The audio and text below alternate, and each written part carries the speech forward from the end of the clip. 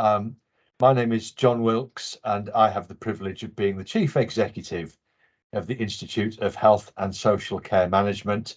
And today we've got our Integrated Care Special Interest Group meeting where we have two fabulous guests. It's a slight change to the programme because the one and only Eve Richardson has contracted COVID and can't be with us today. Eve, if you are watching, we wish you well for a speedy recovery. But we have the one and only Emma Pugh, who's the Systems Coordinator for the Isle of Wight NHS Trust. And we also have Nicola Longson, Director of Operations Community at the Isle of Wight NHS Trust. And we're going to talk all things integration, really on this microsystem that you've got on the Isle of Wight.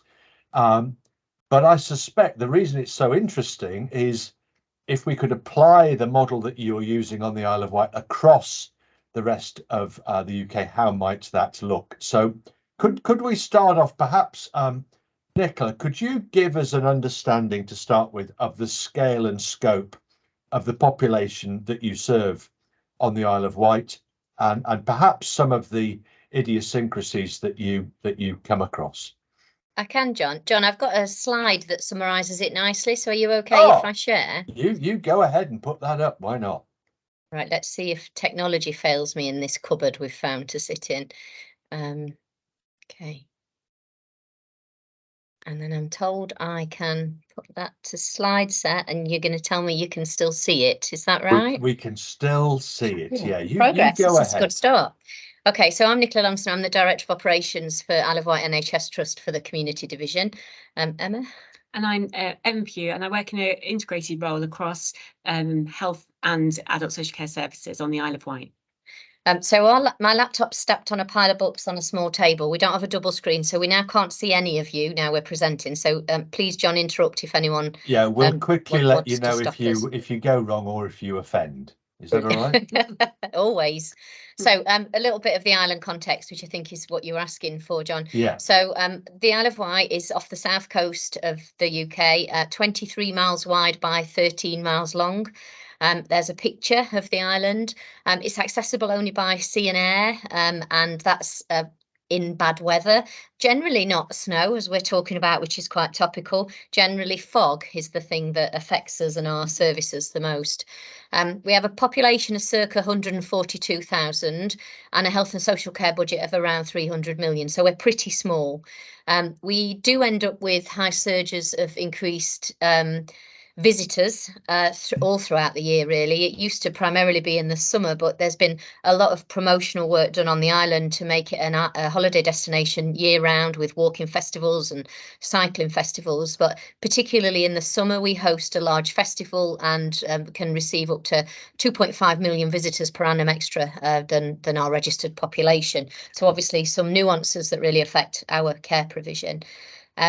In terms of the, I think you called them idiosyncrasies, John, we are a single system. So we have we're part of the Hampshire and the Isle of Wight ICB, but we have a local team that we work with here. We have really clear boundaries and single boundaries around our work. We have a single integrated trust. So Isle of Wight NHS Trust is an integrated trust that provides acute services, mental health services, community services and ambulance, all under a single infrastructure and single trust. And we have a single local authority for the whole island.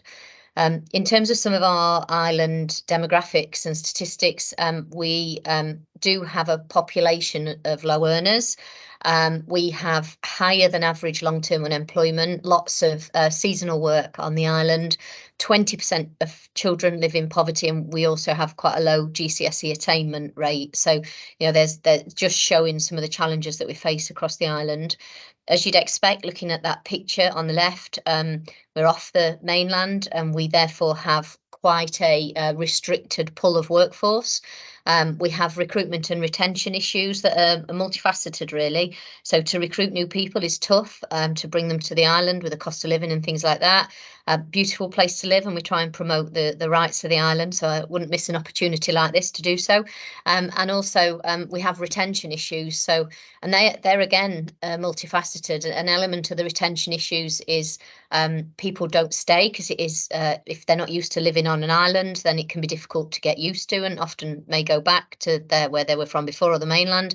Alternatively, people don't leave, so we do have quite high retention rates. And when I first moved to the island, one of the sayings I heard the most, that was about 6 years ago, one of the sayings I heard the most from our teams was, "We've tried that before, it'll never work." So there's some cultural challenges that we face as well. Are they the kind of helpful things you wanted us to share? I think that's a perfect overview, and the idiosyncrasies are there. You know, I mean, for heaven's sakes, you've even got a garlic farm, haven't you? We do And you have a make garlic farm. jam. I mean, and you kind of offer this as some kind of cultural delicacy. I've got to say, I was given a jar once. It's still in the cupboard. Send it back. Wretched. But let's try to move this forward, because there will be people on the call today. There'll be people on who will access this via the recording that we're doing, who are involved in integrated care, either in the boards across England, or actually in Wales and Scotland and Northern Ireland, where they're looking at integrated care activity. And I suspect everybody is struggling. They're struggling because we're trying to mash together two very differently funded models of looking after the citizens that we serve. And I wonder if you could you give us a start point by explaining how you come together with your colleagues in what you might call social care, so the local authority sector, how you come together with them to plan the delivery of care when you're both operating in different financial contexts, and you're both operating with different financial restraints as well. Yeah, absolutely. We've actually we've got a set of slides that talk about the transformation program. That is the way we are now enabling ourselves to work across our organisational boundaries. So if everyone's happy to just skip through a few slides and talk about. Go ahead. What we've learned that's recently. The critical bit, I guess, you know. Fab. Okay, well, we'll get going then, and please feel free to stop or take any questions at the end, whatever works. Okay, so I wanted to start with our vision. So those of you that have heard me talk before, you'll have always heard of Mary from Shanklin. Mary from Shanklin is a real person. I met her actually on a Christmas do on the island when I'd not been here long. It was a lady from the WI. I don't model it on her, but she is a real person. And the reality is there's lots of Mary from Shanklins, and it's important we start there. And what we've tried to do is put the person at the heart of everything we do. When we talk about Mary from Shanklin, it enables us all to talk the same language, because Mary's the same person, whether you're a social worker in adult social care, whether you're a hospital nurse, or whether you're one of our community therapists. Mary's the thing you have in common. So what we try and do is make sure that whatever we can do to ensure Mary gets the best outcomes she can from her care on the island is kind of our joint shared priority. The way we try and deliver this and enable Mary to get the best care is to put Mary at the heart of all we do. Decisions, governance, whatever we can do, we always talk about the patient. To continue to develop good relationships with our partners and deliver good services in an integrated way, joined up way. To drive continuous quality improvement. So how do we continually monitor where we are doing good by Mary and where we could do better, and work together to improve it?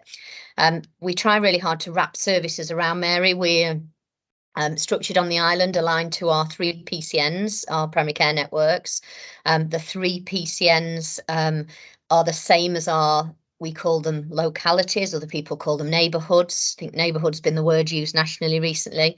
So we have 3 localities coterminous with our PCN boundaries, and we're trying to develop relationships with primary care, local authority and health services. all to bring care closer to Mary and wrap care around her.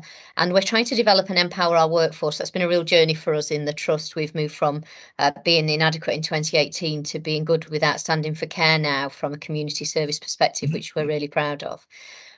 We have a big focus on value for money. Again, Mary at the heart of it. If this doesn't deliver value for Mary, why are we doing it? And also we try and always ensure that for every intervention there's prevention. So we don't try and look at prevention separately. We try and include prevention in all of our planning. So for every area we're trying to think about prevention. If not, we feel it's forgotten and often left behind. So this is an example of our current programme that we're working on. These are a pulling together of a few different bits of slides that we've worked on over the recent few months. So in the past on the island, we've had a whole host of different transformation programmes and often run long-term big transformation programmes. We were part of a vanguard. That's the reason I moved to the island in the first place. I think what we've tried to do is reflect on our learning, and reflecting on our learning, we've identified we don't want to deliver big scoped year or 2 year long programmes.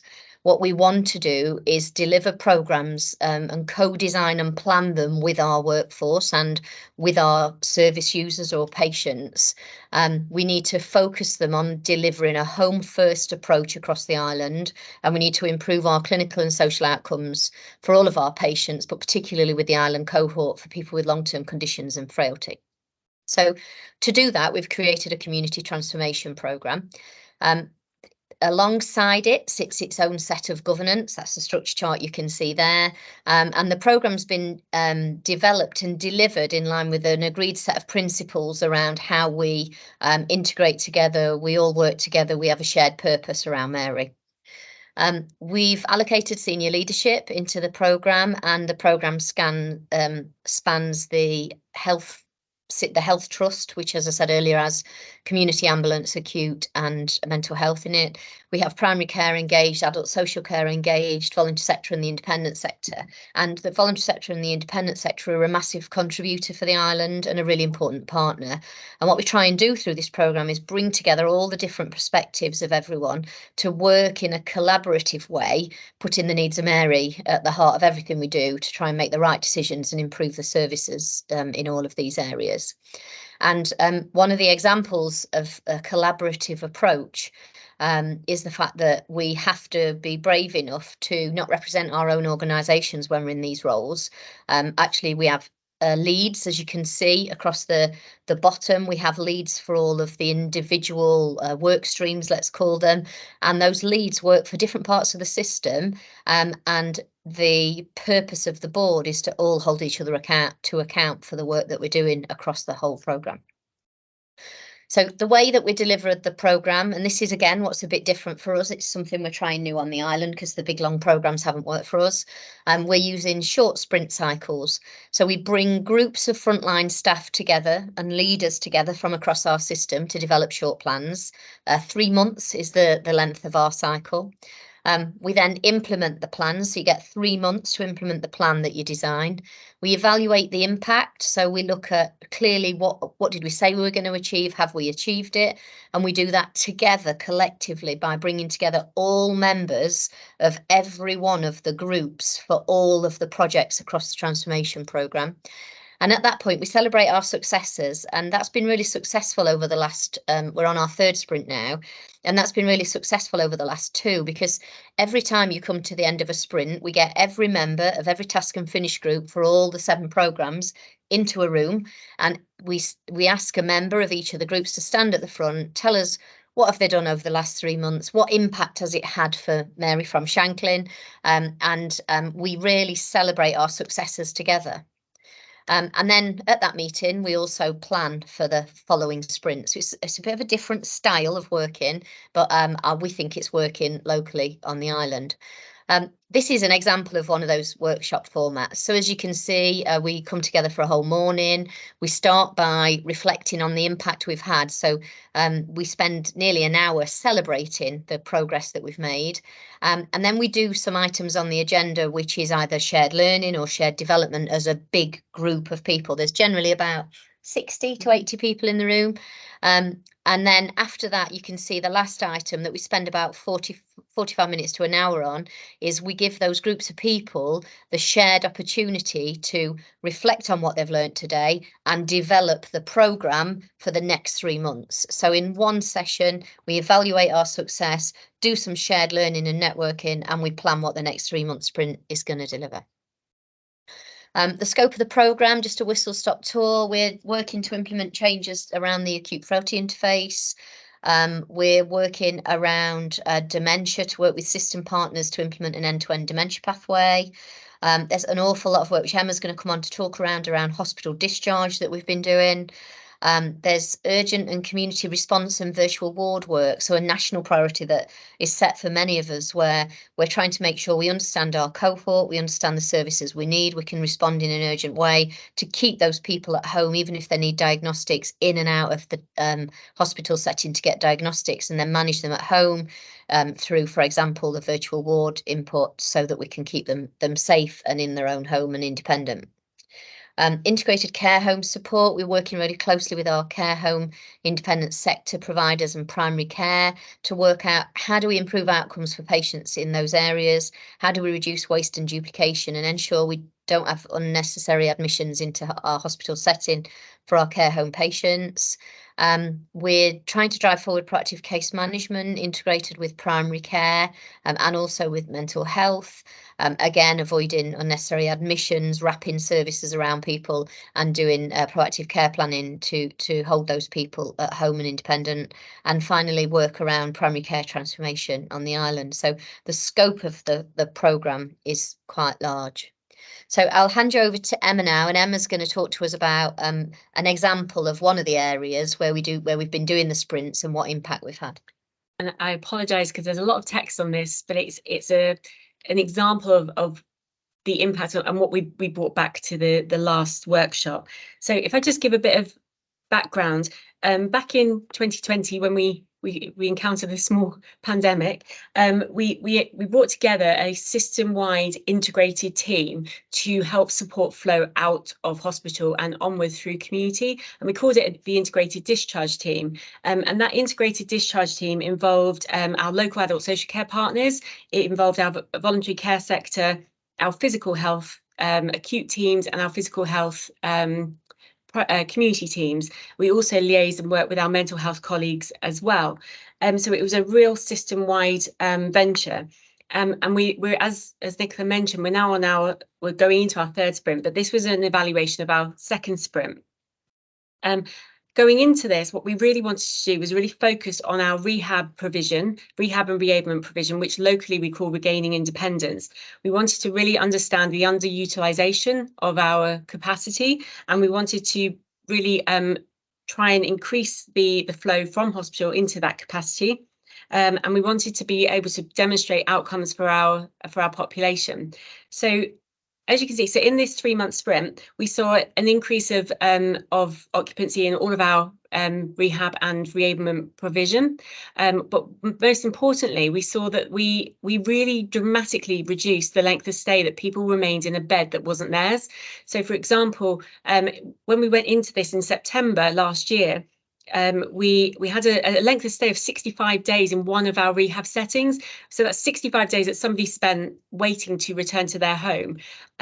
We flipped the model, we changed the model, we moved some of our bed provision around, and in our evaluation in January, we'd managed to reduce that length of stay for that same cohort down to 10.83 days on average, changing where we provided that care and how we provided that care.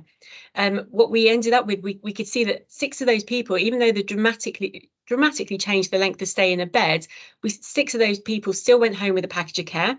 3 people continued with their rehab journey, but in one of our partner adult social care reablement bedded provision, and 1 person was moved to a new facility that we set up, which was an integrated day hub, which provides health and care in one setting. We really utilise and really push utilisation of some of our winter schemes, support schemes, really pushing people through to alternate than acute provision to try and get the best outcomes for those people. And we really used our partners. We have a local service called Wight Care that oversee a provision called Own Phone, which gives people an opportunity to phone and call for help if or reassurance if needed. And we also really used our Red Cross partners to support onward flow at home. We have a programme on the island where we continue to oversee onward flow. So it's not just about hospital discharge, but the onward flow through all of our provision. So that's health and adult social care.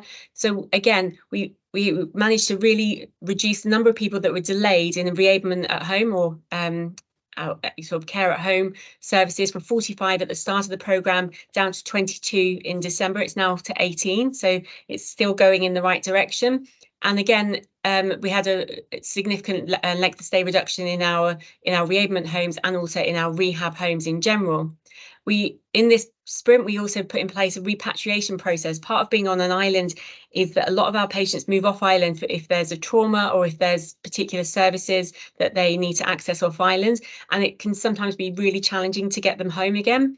Often needing transfers back to acute settings, which isn't in people's benefit really. So we've really tried to work with our repatriation process and pull people back to the island, back to their home if possible. So in this process, in this period, we managed 3 direct discharges to community, which was an improvement. So that's sort of some of the impact that we've had in terms of this sprint. But I always say, so what? So what does the data mean? And I just want to give 2 really quick examples of how we've worked as a system together. So, for example, Mr.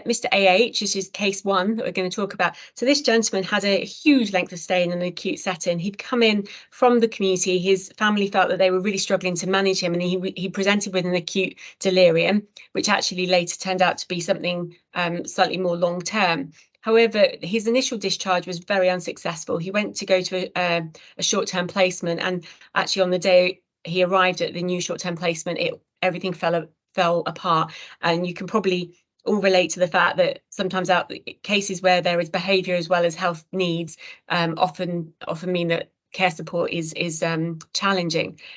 So he came back to hospital. And actually, we realised that we needed to do something quite different for this gentleman to have a successful return to community. So what we did, we worked with our mental health colleagues, we worked with our adult social care colleagues and our acute colleagues, and we did a staged discharge. We actually managed to hold an acute bed empty over a period of time, so we could do a staged a few hours at a time out to a new care provider and coming back with mental health support until the care home felt able to manage his needs, and he was able to transfer with minimal impact for him or the care setting. So that was a really successful discharge and quite innovative. It's very unusual to be able to hold a bed in that way in an acute setting, especially under the pressures we're in.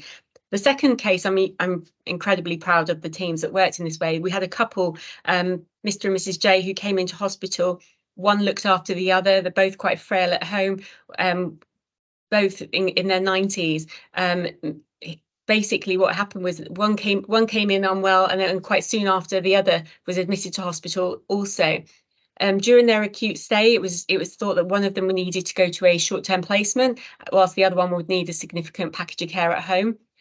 We really tried to look at that and think differently. We managed to get both of Mr. and Mrs. J to a community unit, which is run on site by the community division. We pulled them over together. We put them in the same room together, and we worked with them both to help rehab them in the same room. We later found out that Mrs. J hasn't slept in the same room as Mr. J for quite some time, so that actually didn't. We quickly then put that right and gave them some separate space.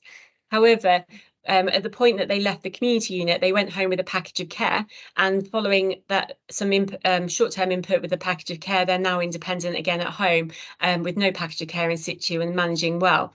And I think it's a real demonstration of the impact that we're having. Yeah, this is just some, the data that I'm talking about. So in our integrated discharge team, you can see on the left-hand side of the screen the number of referrals and the discharges that have come through for our integrated discharge team. So these are people that need either care at home or short-term placement or long-term care needs. Ironically, I didn't fix the figures, but in January, one matches pretty much the other, but the figures are incredibly high, and the team are very, very responsive in hospital to the needs of the demand.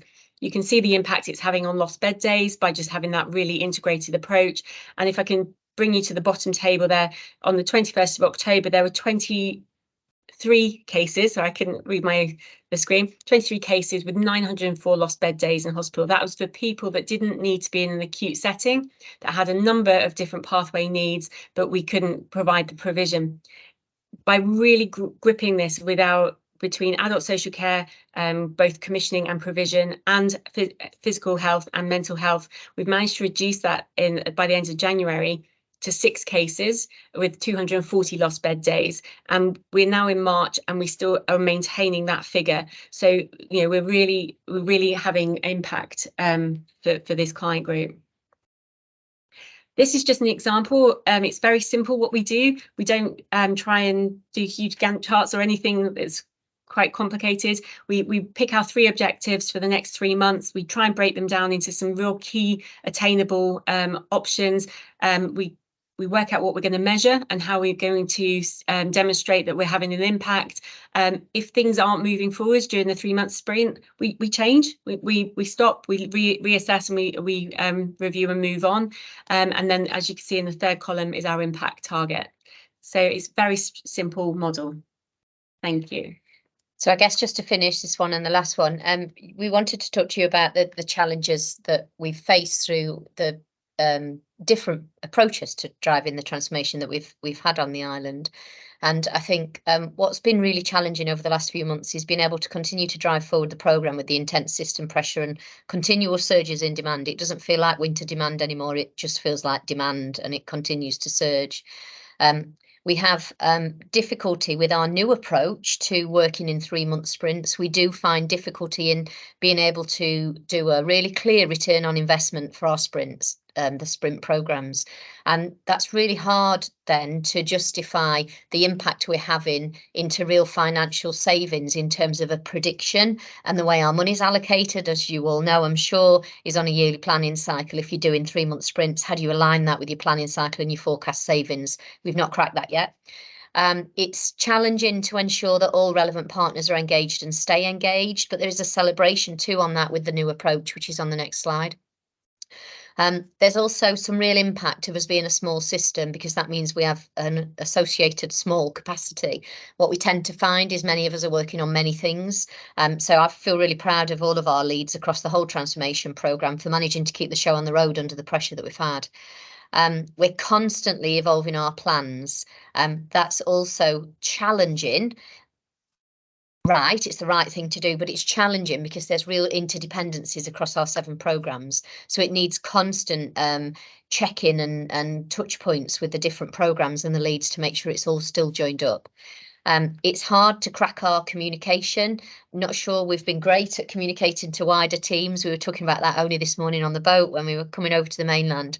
And I think part of the challenge that we have is around how do we keep staff fully engaged? Because when you're working in 3-month cycles, how do you keep telling them, oh, this is where we are now? We've had real challenges keeping appropriate support roles in place to enable the change, and some of my leads across the whole programme have had no programme support, no project support. So, again, really proud that we've managed to keep things going. And then it's hard to maintain those resilient relationships. You asked earlier, John, what's the most important thing? My answer would be relationships and trust. And we spend a lot of time trying to maintain and keep those relationships in place, which is easier when you're small. Last one, our successes today. So we're really proud of our ability to keep the show on the road, even though we've had such high demand. We've been proud of the engagement we've had. So we continue on the 3rd sprint to have about 80 people in the room at the workshop that comes between the 3 sprints, and the numbers are growing. So I'm not sure where we're going to have the next one because we won't fit where we were before, but again, really good to show that it's improving. The workshop format that we used has been a real learning and an unintended consequence actually of the improvements. So not only has it driven the improvements and the implementation of change, because we're giving people time to come together and do it, we'd never quite understood the impact of sharing and celebrating together, because you kind of reinvigorate and energize people at that workshop to get ready to go again. Improved working relationships has been as a success of the approach. The approach makes it feel doable. So those of you that have worked on large programs, you know, you get to the beginning of a program, you see a 2-year plan, you think, my God, we're never going to get there. It seems miles away. Doing it this way makes it feel really doable, and people are on the journey because you're doing just a few steps in the next few months.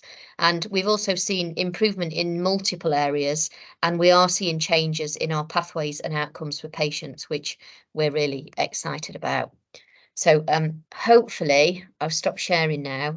Hopefully that kind of answered your question, John. I love the sprints idea. I think that's super. Yeah, you'll be getting various people on this call be pinching that idea and using it. Can I just ask, just before I open it up to audience Q&A, could we ask about the money? So do you have a shared budget approach between primary, social care, local authority, and the acute sector? How does the money work? Because if you've got 80 people coming together, you know, doing really good, intelligent, positive, oxygenating stuff around improving discharge efficiency, for example, a lot of those people will be then having to go to their own organisations external to the NHS and figure out how the money works. And I would love your comment in that regard. So in terms of the fact, we don't have shared budgets. I'm sure we have the same as most other people. We have a BCF funding, which is a shared pot that's been invested in over time. So there's mechanisms in place that enable us to share our costs and share our risk. So yes, but they're limited, and they haven't changed in a while. Have they been an enabler of the community transformation programme? No, actually, they haven't. I think the enabler of the community transformation programme isn't money.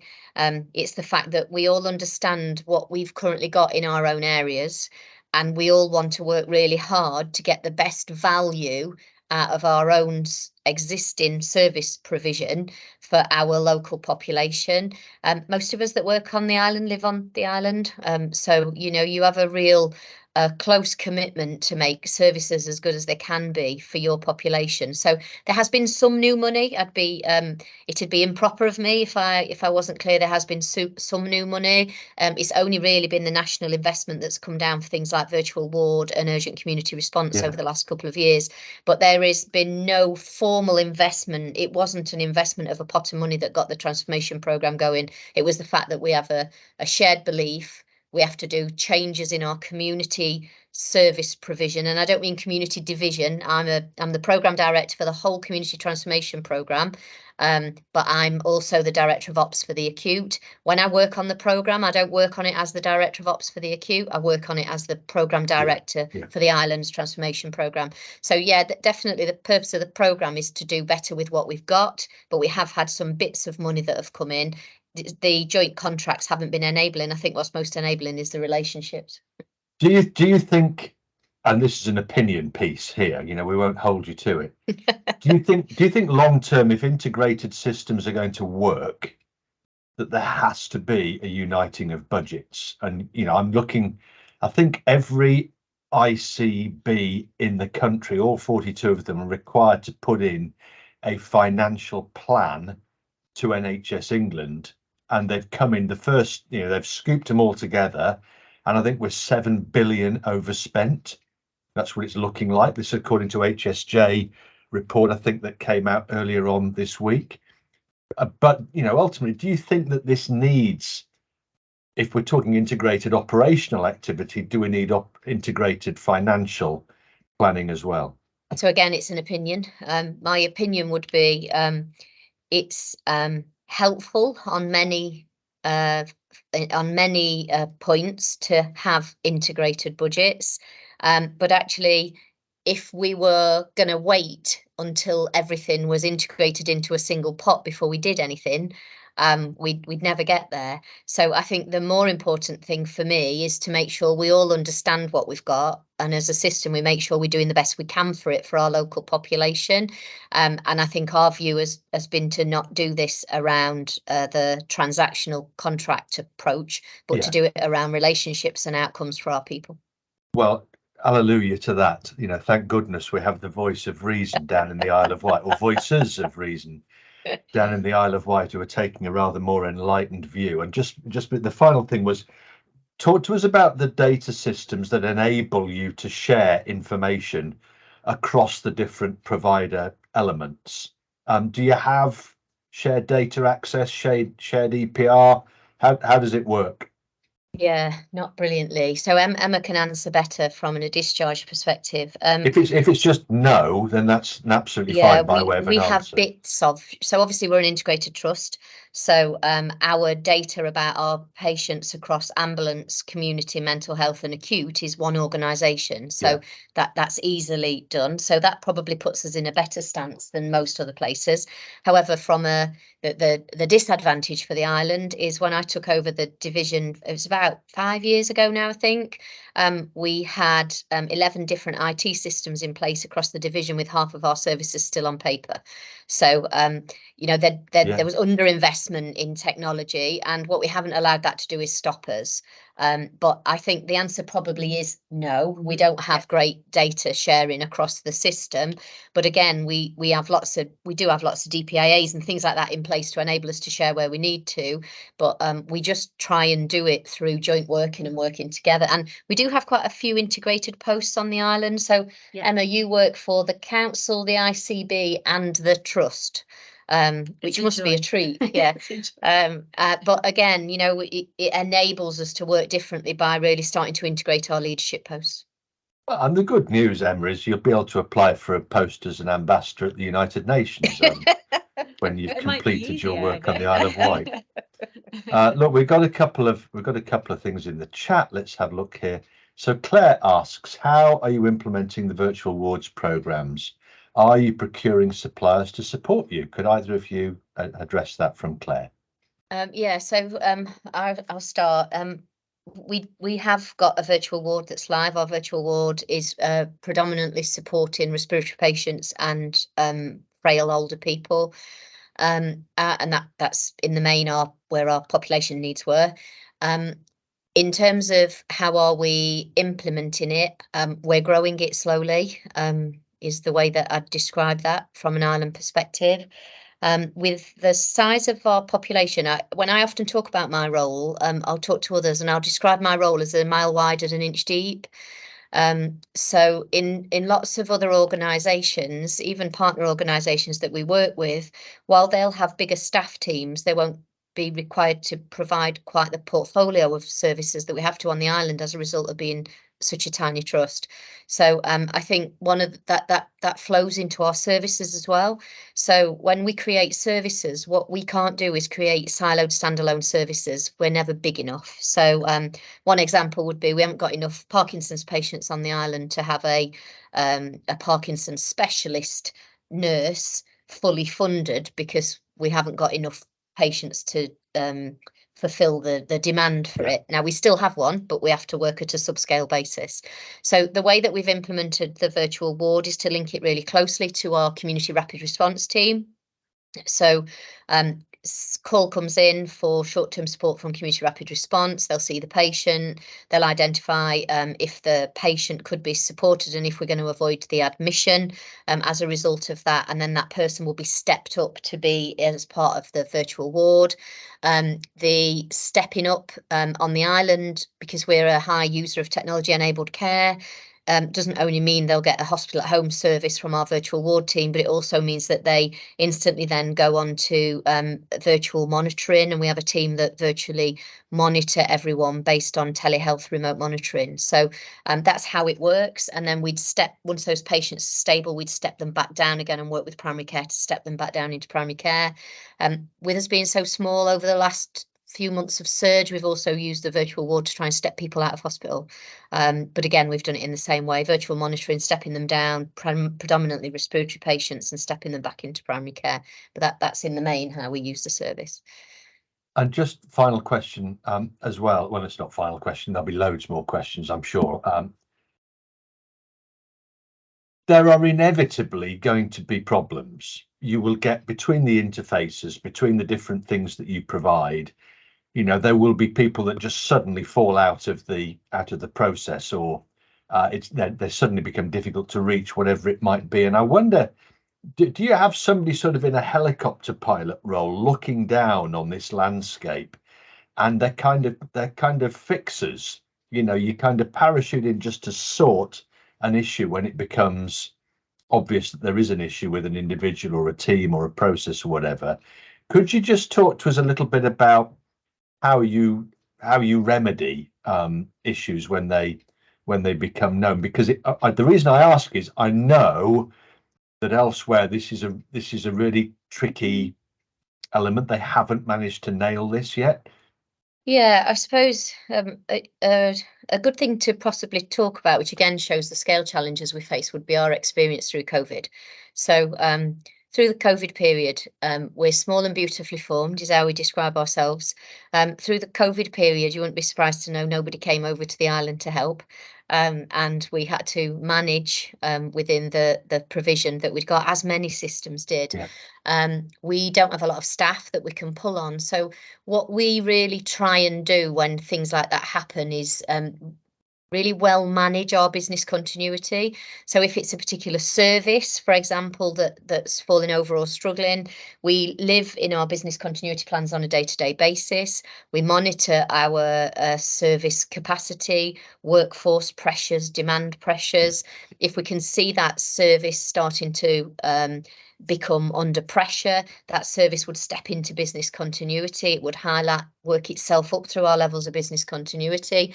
At one point, if it became bad, we would then have other buddy services, and we'd be able to switch services off elsewhere on the island that perhaps aren't as life critical, and be able to parachute staff in, and we buddy and upskill staff to be able to work together. So we have to be quite creative. If it's a particular issue with a patient, then I guess my answer to that would be it's our relationships that are so critical. So we often know each other. We can often pick the phone up. It's a small system. I work very closely on a daily basis with my director of ops colleagues across ambulance, the acute trust and mental health, and also with our associate director of adult social care.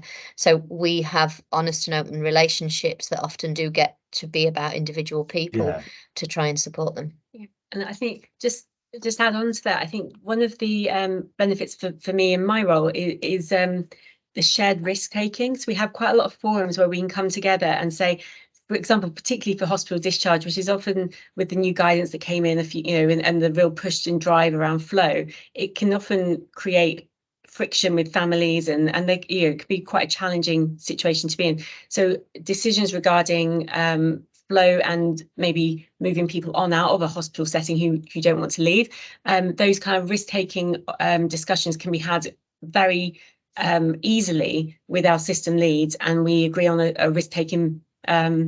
This is a shared risk and we're all in agreement, and I think that's been really helpful.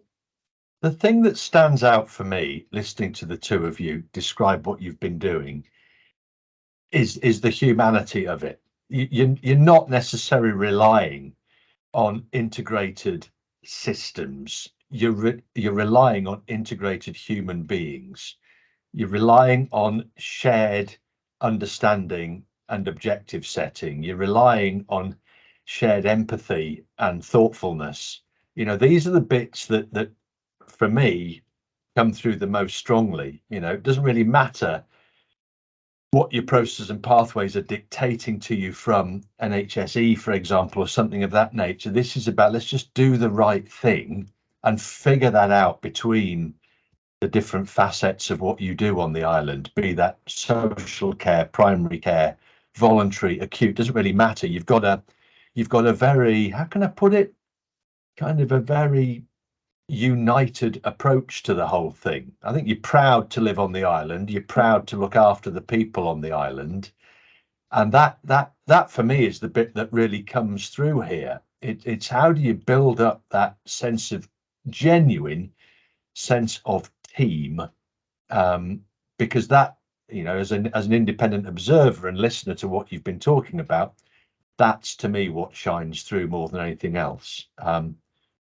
So if you'd like to comment on that, you're very welcome, but that was just my observation. Yeah, so. I think we are really proud, aren't we? And we do work really hard. We don't get it right all the time, and we have difficult, challenging conversations with our peers. you know, I don't want everyone to think it's all roses working on the Isle of Wight. It's really tough. And we have difficult jobs, very broad jobs, but we have good relationships, which we use to keep us sane and glue us together. I think we're also quite creative. We've got workforce issues, as we talked about earlier. One of my pet projects, people might call it, but I wouldn't. I'd call it priorities, is to really drive improvement in our island population workforce. So we've just started to grow our own programme on the Isle of Wight. We've got a Careers for Young People programme that we launched last year, where we've taken 13 actually school leavers into a range of clinical and administrative traineeships and apprenticeships, and they've just started on an 18-month apprenticeship, having rotated around community mental health and other services. And we truly feel this is about putting something back into our local population. You heard all the stories I told you earlier about deprivation and issues for our young people on the island. So we're really committed to developing our workforce and supporting our island, which is really important to us as well. Good. Okay. There's a question in which I don't pretend to understand. Where I do, said, thankfully. Are you only using Wazan Blue Box? So we use a range of things. You better explain, whoever's put that in, what the heck is Wazan Blue Box? That's the so first Wazan question. is Wazan. It's a system provided by a company called Solcom. They're on the island. We've worked with them for a while. We developed the model with them over the last few years. It's essentially a telehealth remote monitoring box. Okay. Perfect. So it has in it blood pressure monitor, pulse oximeter, other things as well. It has a little iPad in it. People can put it on the finger, and then the data automatically goes into the little laptop and automatically then comes back to our team that remotely monitored the patient. So yes, in the main, it's using the Wazan telehealth box. There's other stuff we've started to use with technology-enabled care development over the last few years. I was going to say, there are other options available, we should say. Absolutely, loads of other options available, but in the main, that's the model we use to do the telehealth monitoring within the virtual ward. Thank you. And my education day is complete. Good. Would anybody else like to unmute or put your hand up or pop something in the chat and ask this fantastic duo any questions at all? They are here and now and ready to answer. And don't they look kind of cheery and oxygenated about what they do? It must be the air on the island. There we are. Anybody We'll like put a different background on to cheer us up, because this is my moody background. So we'll go for a different one. Are you sure now? Anything could happen now. Oh, there you go. Isn't that lovely? But would anybody else like to ask any questions of Emma and Nicola?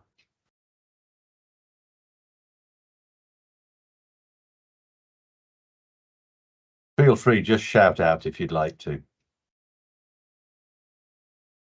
Yeah, go ahead. I don't know who you are. I can't see your name, but it's the lady with Carantis behind her, I think it is. There we go. Yeah. Go ahead, hi. Kelly. Nice to have you with us. Thank you. Hello. Really, I just want to say that it's great that you guys have got everything so together. Like, it all starts from the front line and then everything works off that. It's the relationships that you have with the people, which is the benefit of what you're doing. So well done and congratulations. And just to say that I think there is some really exciting stuff going on about merging some virtual ward stuff, so some clinical health medical device stuff with some more telecare stuff. And certainly we'd love to come and talk to you about putting some intelligence over the top of that, because you have a very unique data set. And, I think the thing that becomes exciting is when we have data that we feel we know is valid. And I saw that you said that you'd put some time into cleaning up your data set. Then, what we need is agnostic tools to help us make sense of that over big time periods. Yeah, your 3-month sprint is fantastic. How you're still managing a sprint at anything is beyond me.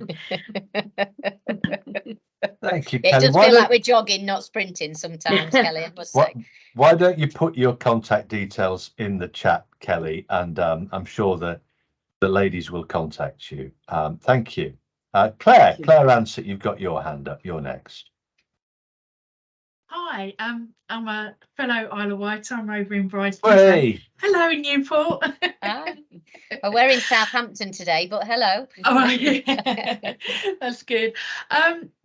Regarding, are you looking at any remote triage support for St Mary's? Obviously, you know, we all use eConsult now. It's been, you know, thoroughly adopted by the NHS, you know, before COVID, but predominantly through COVID. And I know that they're going into hospitals and NHS trusts, and certainly through London NHS trusts, put in their sort of, you know, monitoring systems in A&E to speed up that process, you know, sort of eliminating that sort of triage nurse and speeding up the process. Is that something that the trust is looking at, or?